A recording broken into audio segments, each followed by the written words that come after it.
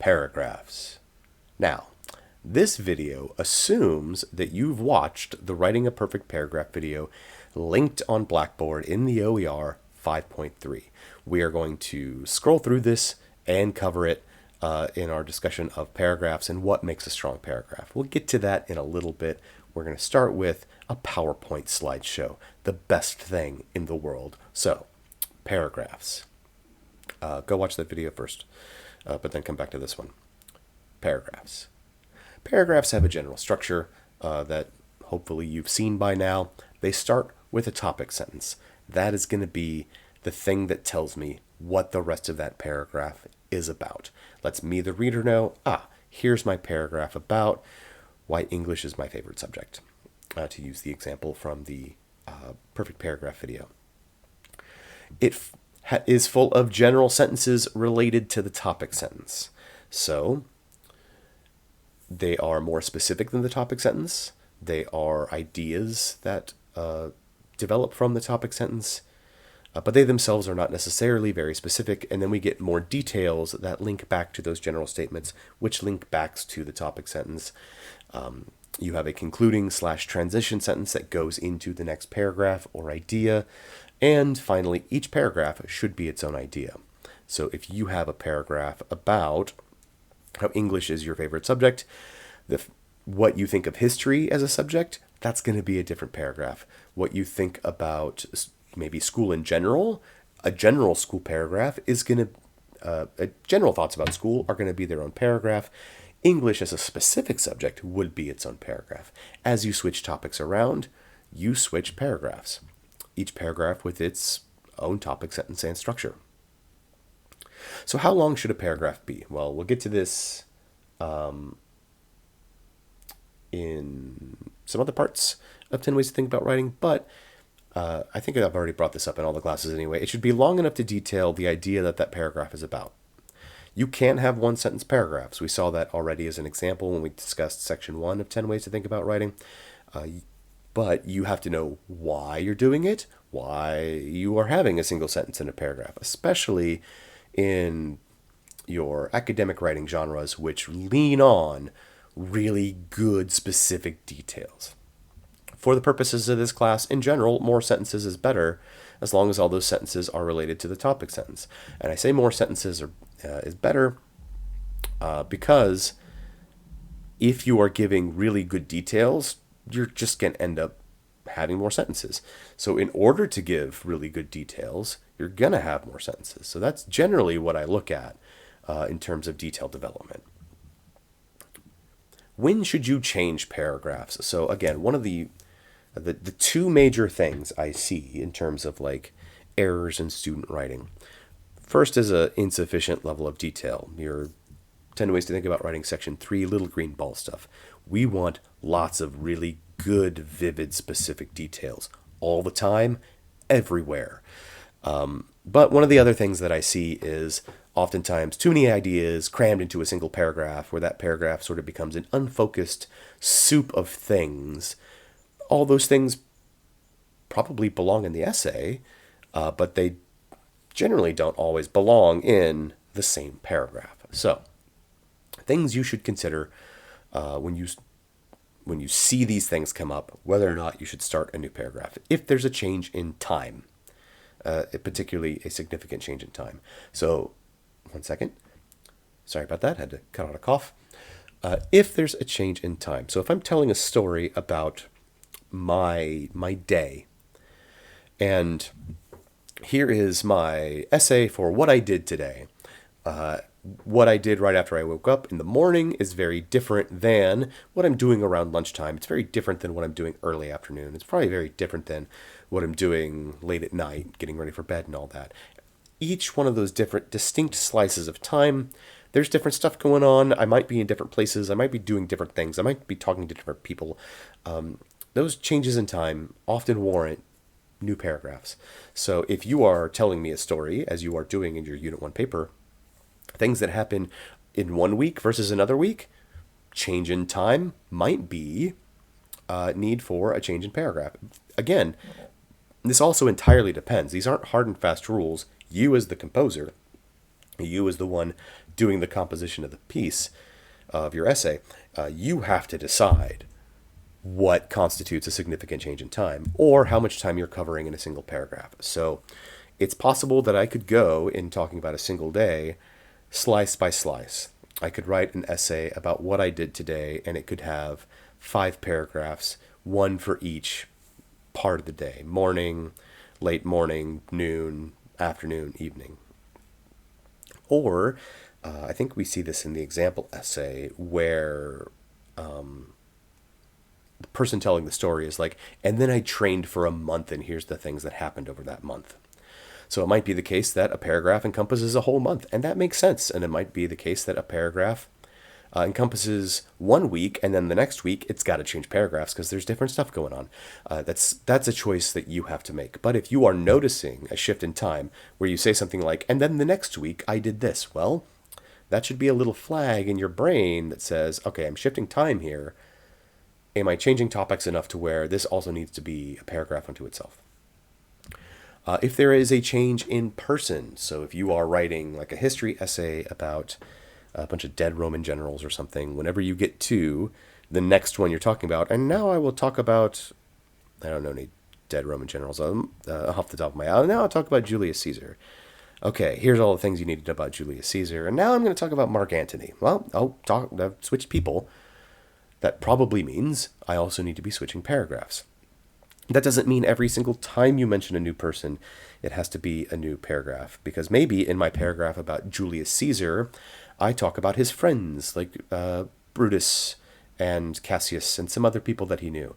But really, I'm talking about Julius Caesar. Here's Julius Caesar. Here's the things he did. Here's some friends he had, and I mentioned some people. And here's the way he died and all that. Just because I mention another person in that paragraph, I don't have to start a whole new paragraph and be like, and then Caesar also knew Brutus.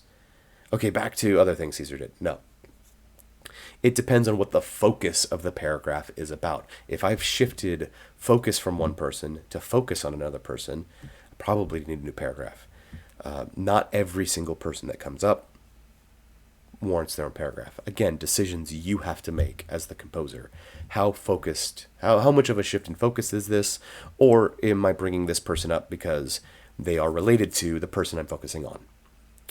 If there is a change in topic, so if you've switched from talking about English as your favorite subject to history as your favorite subject, those are different topics. They're different subjects. You're going to have to talk about them differently.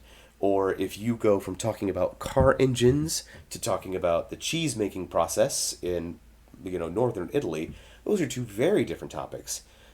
If they somehow fit in the same essay, well, you're going to have to give them each their own paragraph.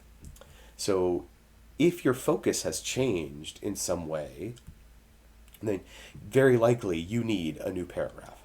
If there's a change in place, so when you shift locations, often there are different things going on, different people are there, different things are happening. Usually also that entails a need to change paragraphs. So again, if I'm telling a story about my day, when I wake up in the morning, I'm here at home, and then I go to campus to teach. I mean, not right now because of COVID, but later on, in a week, yeah, sure, absolutely. But the things that are happening at home, the people who are here, the kind of stuff I'm doing, very different than the stuff that's happening on campus. It's a new location. The scene has changed. Imagine a scene in a movie. We've shifted places. Chances are we've shifted things that are going on enough to where we need a new paragraph. And then possibly, and here's the thing you might need to consider, not maybe now in this class, but later on, in essays where you are writing big, beautiful, well-detailed paragraphs about very complicated topics, it might be the case that you write a paragraph and it's 1.5 pages long. It's 2 pages long, maybe even more. There's no significant change in time, person, topic, or place. It's just this big, long, very specific paragraph. So there's a couple things that you can do. One, even in very specific paragraphs, there might be subtle shifts in topic that warrant breaking it up for that. How specific can you get?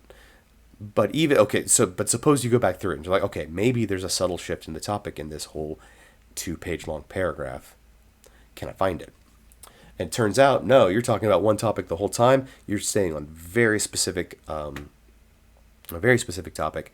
All of this doesn't apply. Well, readability still applies. I don't know if you've ever had this experience, and I certainly have, where I've been assigned a reading for class or something like that, or even reading for my own pleasure, but I'm starting to get like tired, and I can see that a paragraph starts and that it looks kind of big and it goes on to the next page, and before I decide to start that paragraph or not, I flip open over the page to see how exactly long and big is this thing. And sometimes if the paragraph is like absolutely massive, I go, okay, I'm gonna take a break here. This is because paragraphs also serve as little breakpoints for the reader to take a little mental break, redigest what they've read, recontextualize it with everything that they've read up to that point in previous paragraphs as well, and maybe even put the reading down for a little bit and be able to come back to it later at a very specific point because it's a paragraph break. So big, long paragraphs sometimes need to be broken up just to give your reader those little breakpoints.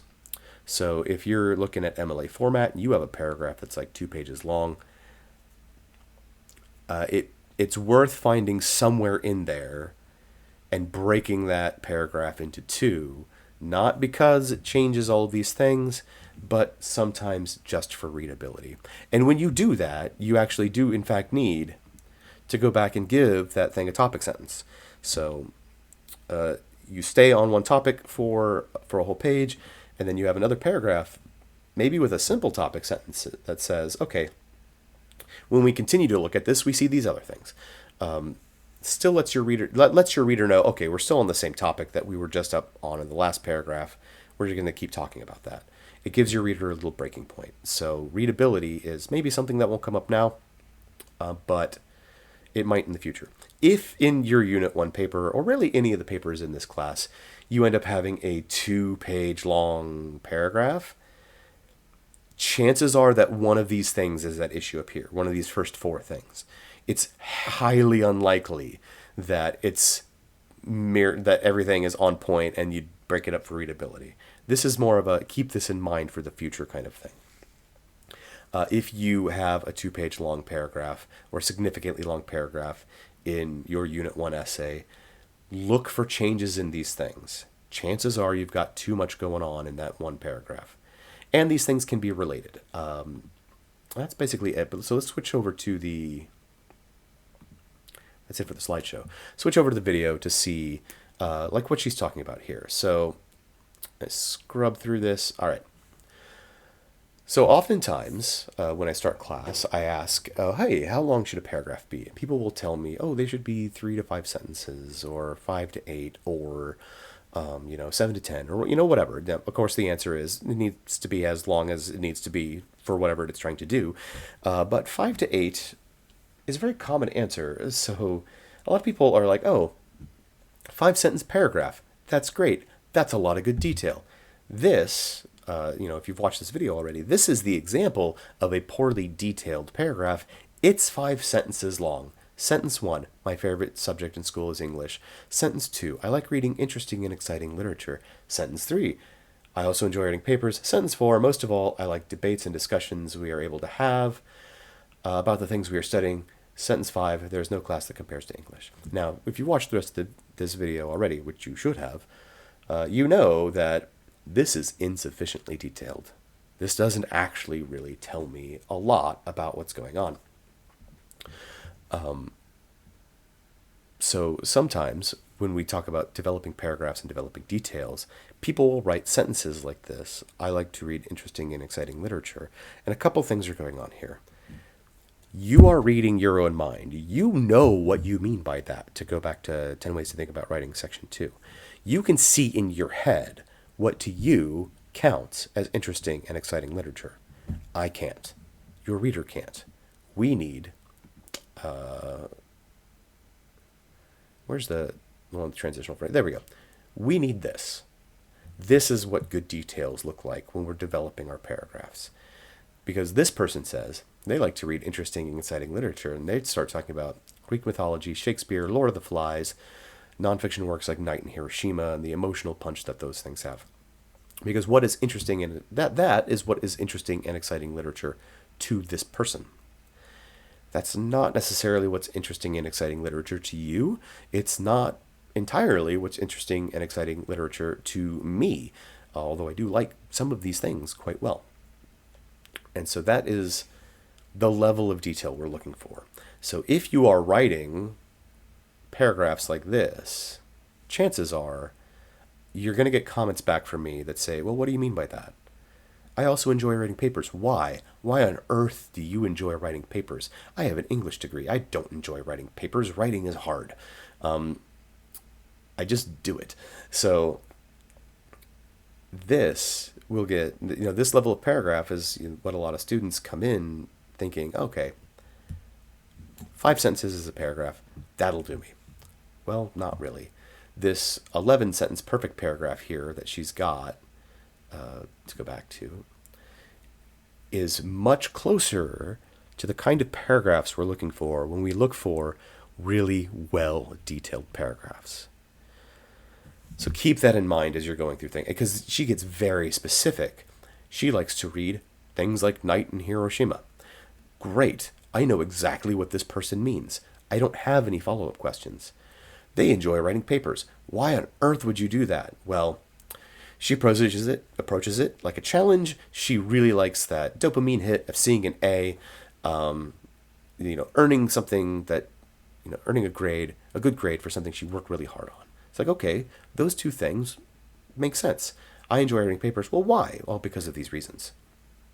Be this specific, or be little green ball specific, basically, in order to get really well detailed paragraphs. Now, a couple other things to note. One, if we're thinking about like outlining, and again, I don't know if the outlining video this week is before or after this video. I think it's going to be before because that's what makes sense to me. I could probably give you this right here that she has at the end of the video, this sort of visual representation, and you'd be able to reproduce this paragraph pretty well. It's got everything but the concluding sentence in it, because concluding sentences, they're important, but they're often, it's easier to fit them in when you know where they're fitting in the essay, because then you're using them to transition to other things. Usually, let me look at the example she has here. There's no class that compares to English when it comes to putting them all together. Usually that final sentence is going to set up the next paragraph or whatever it is. It's usually not a perfect bow, as if it's the only thing being said. But anyway, tangent aside, going back to this. What we see here, if I gave you this and said, rewrite this paragraph, here's 1 box is every sentence, and put them in this order. You're going to start with your topic sentence. You're going to go to a general statement with 2 details. You're going to go to a general statement with 2 details. You're going to go to a general statement with 2 details. You stop there, and you're going to go on. You'll end up with a well-detailed paragraph that has everything you need. But the important thing is, this is just a visual outline. I could put this Roman numeral 1, my favorite subject is English, capital A, exciting literature. And under that, point 1, I like different things. Point 2, I like nonfiction. Capital letter B, writing papers. It's a lot of fun for me. Why is that? 1, it's a challenge. 2, I like good grades. This is just an outline. This is the power of an outline has, where if you have just like, okay, here's my topic for my paragraph, here's some general things I'm going to include, here's my details for those things. Even if little notes like this, they can help you reproduce a paragraph that's like this.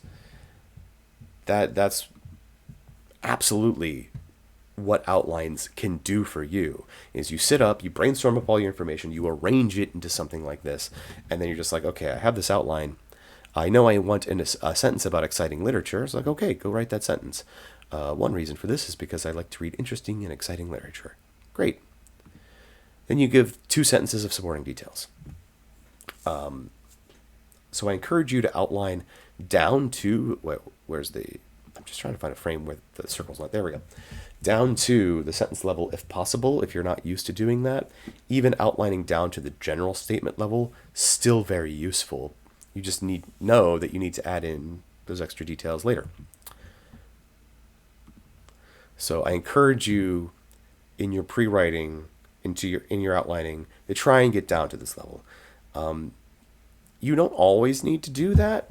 Like sometimes outlines, you're going to have more details in the places that are more complex, and maybe you'll back off and you just have less detail in other parts of the outline. Again, an outline, its function is for you. If it works for you, then it's done its job. But the other thing to note is if you don't know where to start for how long your paragraph should be, this is a good place to start. Topic sentence, 3 general things, 2 specific things for each general thing. You can obviously modify this as you need to. So her perfect paragraph, it's like not every paragraph is going to be 11 sentences. It all depends on what your specific paragraph needs to do and what you need to say. Maybe in a paragraph you're going to give me is only going to be 2 general statements with 2 or 3 supporting details each, and you just leave out an entire column here. So you end up with a paragraph that's 7, 8, maybe 9 sentences long. That's fine. Part of what I'm concerned about, I'd say more what I'm concerned about than paragraph length is specificity of detail. I want to see this level of detail, not this level of detail here.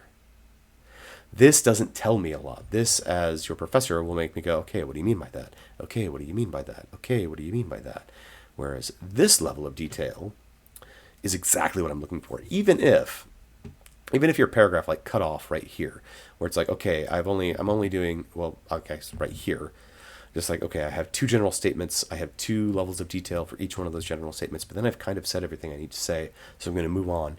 It's like, oh, all right, sure, as long as you have given me specifics. So even if you write a shorter paragraph, as long as the detail is at this depth, that's what I care about. That's what we really care about when we're looking at properly developed paragraphs. So again, use this as a base if you don't know what else to do, or modify it for your needs. But these are basically the levels of detail we're looking for. Topic sentence gives me a general overview of what this paragraph's about.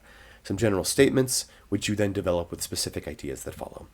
So that's the kind of stuff you should be looking for when you're building your paragraphs. And again, if you're outlining down to this level, then you'll be able to produce those paragraphs just fine.